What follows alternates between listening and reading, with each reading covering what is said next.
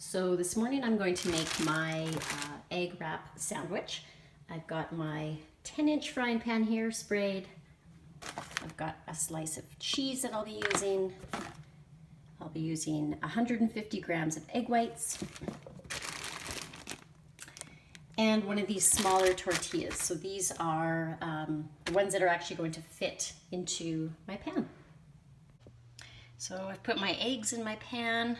I put the wrap in one side and then I flip it over, and it's going to cook in here till I can flip everything together. So the whites are starting to bubble. They're no longer clear. I'm just going to test around these eggs to see if they all pull away from the pan. Make sure you're using a good non-stick pan that you've sprayed so everything doesn't stick.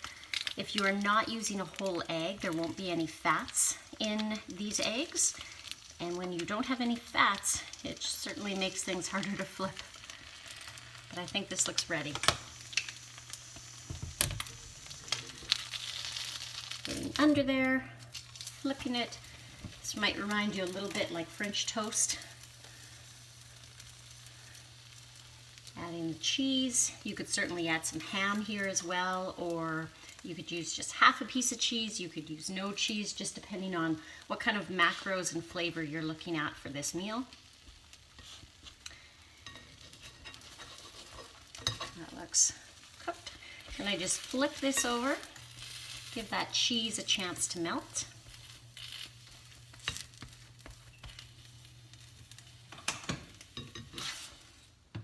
There we go, my egg sandwich is ready. And then what I like to do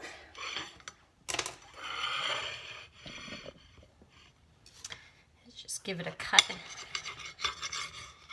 into 3 triangles, because I like to eat it with my hands, but certainly you could eat this with a fork and knife. You could add some salt before you close up the wrap.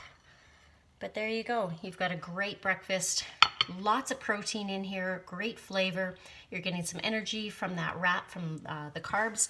Adding a little bit of cheese adds some good flavor and some fats. And breakfast or any meal of the day, it's ready.